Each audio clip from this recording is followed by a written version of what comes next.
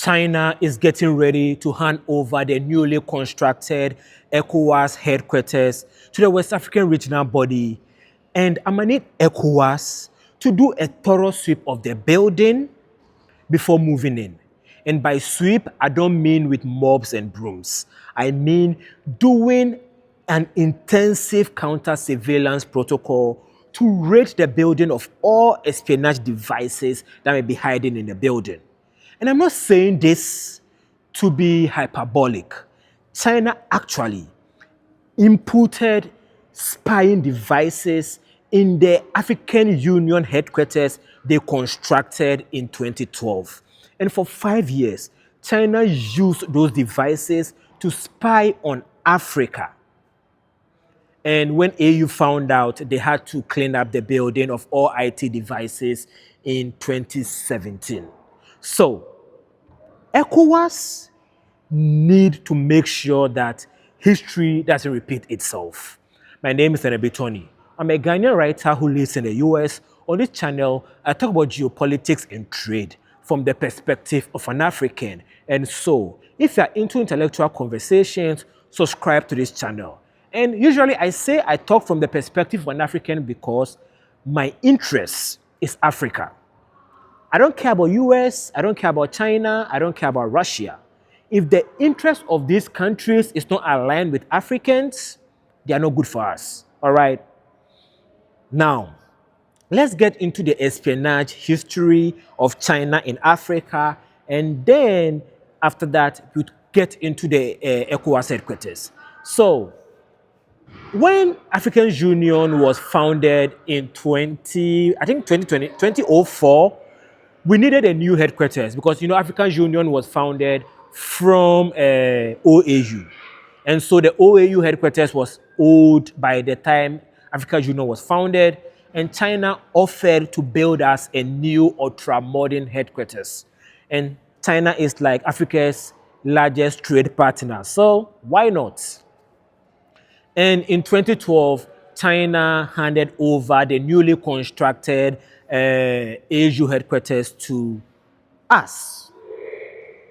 And every day from 2012 to 2017, at 12 midnight to 2 a.m., there was unusual traffic activity in the AU building. Now, let me explain what I mean by that to you. If you use an internet, you know that in the night, from midnight to about 5 a.m., your internet is faster. Anything you are doing with the internet goes through more smoothly.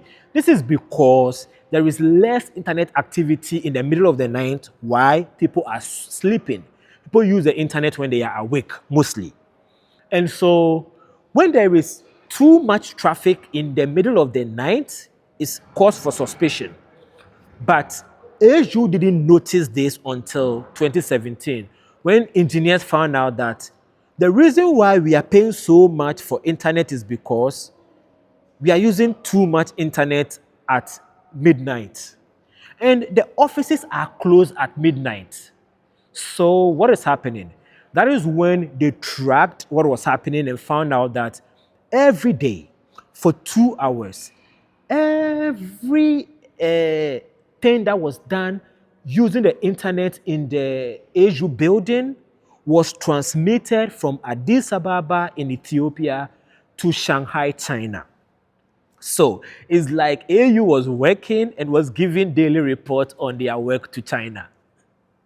And when the engineers found this out, they reported to the appropriate authorities, and AU raided their building of all IT devices. In 2018, what's the name? A French media house found out what happened and reported on it. AU came and denied it. China denied it. AU denied it because it is shameful that someone was spying on you for 5 years and you didn't know about it. China denied it because it is shameful that you are spying on your trade partner. But the science was there. Apart from the fact that they had to change every single IT device in the building, some of the engineers also, were sources for this media reporting. This was in 2018, right? And I'm not going to say China has stopped spying on Africa. We don't know. Because when somebody is spying on you, until it comes out, you don't know. Exactly. Now, let's get to ECOWAS. So ECOWAS was founded in 1975. ECOWAS was founded with the leadership or through the leadership of Nigeria and Togo. That is why ECOWAS was founded in Lagos through a treaty called Treaty of Lagos. And because the Treaty of Lagos was signed in Lagos, Nigeria became the de facto headquarters of ECOWAS. So almost every ECOWAS activity was happening in Lagos from 1975 to 1991. And in 1991, ECOWAS moved the headquarters, Nigeria moved their national capital from Lagos to Abuja.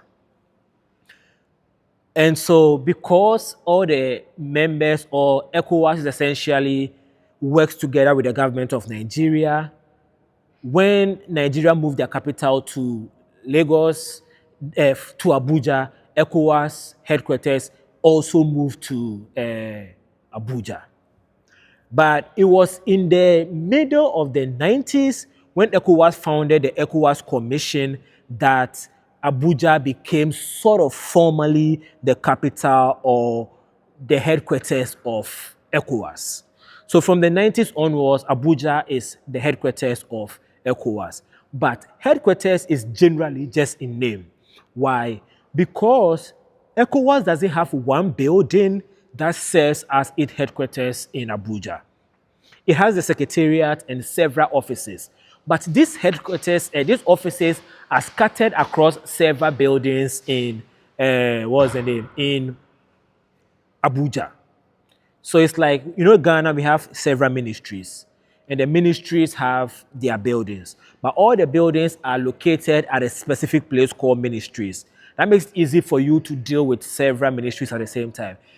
In ECOWAS, it's not efficient because these offices are scattered. So ECOWAS needs a building that will serve as its headquarters so that the different blocks or arms of ECOWAS can work together. Right? ECOWAS Parliament, ECOWAS Court, ECOWAS Commission, ECOWAS Secretariat, they all need to be in the same building. And that is why ECOWAS needs a new headquarters. So in 2022, China offered to build ECOWAS a new headquarters for $82 million, and China is paying for it. Who is paying for the headquarters? China is paying for the headquarters. That's a callback to Trump. When Trump said, who is paying for the war? Mexico. Anyway, so China is paying for the headquarters. But if you notice that I said $32 million, and the AU headquarters, China built it for $200 million. That is because when China was building the AU headquarters, they didn't just do the building, they also did the IT infrastructure in the building. And that is why it's more expensive. With the ECOWAS headquarters, China is doing just the building and the electricity system, anything that has to do with the building, everything. When you're building a house, everything, that's what China is doing. China is not paying or building the IT infrastructure, which means that ECOWAS have learned from the mistake of AU. And so, another proof that something happened, right? And so, that is good that our leaders learned and are taking steps. However, these days, there is something called, what do you call it? Smart buildings.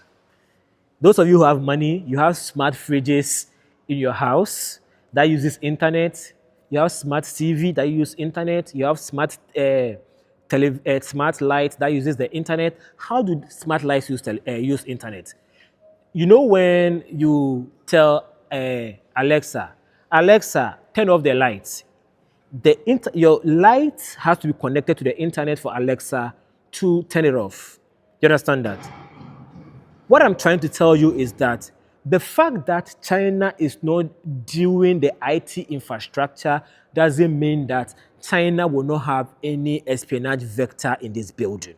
or cannot have any espionage vector in this building. Because these days, the building itself can be used as espionage vector because of the way buildings operate now. So when I say espionage vector, the word vector simply means tool. So anything that can be used to receive data or transmit data can be used for espionage. The reason why internet is usually the easiest way to do espionage is because internet generally operates on data. But these days, because of the way data is needed in even turning off your light, anything in your house can be used to spy on you, basically. That is why ECOWAS need to put in extra careful steps to ensure that the building is not bagged. Simple. Let's put it in simple words. China can bag the building. And so you need to be careful they are not doing it. And why did China spy on Asia? Basically, why do countries spy on other countries and big bodies? Let me give you what's the name? A reason that is not nefarious. And then we get to the nefarious reason later. Let me give you an example all of us will understand, every human being on earth. Let's say I meet a girl. I like the girl. I don't know anything about the girl. When I met her, today is Sunday. When I met the girl, I met her in church. So she was wearing a kaba and slit, looking very Pentecost woman-like. So I approached her with Christian church vibe. And I tried talking to her about, how much I read the Bible every day, which I do, by the way. And unknown to me, this girl's father was a pastor who was mean to her mother. So she has decided that she will not marry any boy who is too church, because she doesn't trust church boys. Right? Now, because I don't know this about her, my attempt to woo her will be a turn-off for her, so I'll not get her. You understand? I just use this example because it's funny, but also it's very realistic, right? And that is why usually espionage is something countries like to do. Let's say, China built Ghana's foreign ministry. And Ghana is having, let's say they bagged the building. I'm not saying they did. Let's say they bagged the building. And Ghana was having a meeting in the foreign ministry. And then the foreign ministry said, you know what? We need to buy 10,000 laptops for our embassies around the world. But we want to spend $1 million on these 10,000 laptops. So they've budgeted for it. So now they send out people who work in the procurement department to go and procure the laptops.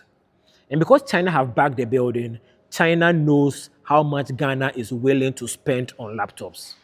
So when the procurement agency go to China like, yo, we are looking for laptops to buy, China sell them, I have a good laptop for you.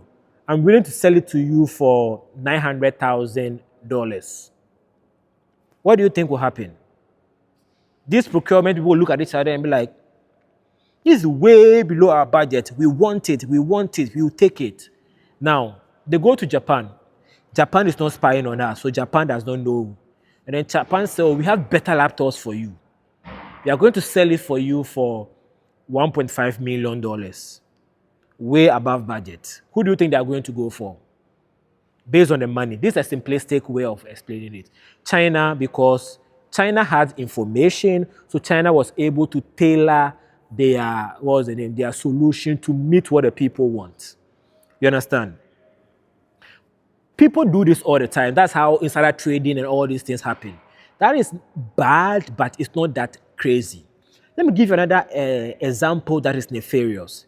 When US or the CIA helped in overthrowing Nkrumah in 1966, it was because the CIA was already operating in Ghana. So the CIA was able to know who in Ghana was open to overthrowing Nkrumah. They know who in the military, they know who in the political establishment would be willing to aid them to overthrow Nkrumah.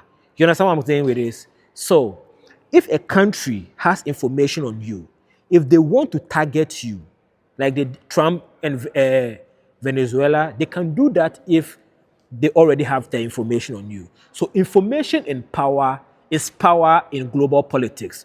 On this channel, I talk about geopolitics, right?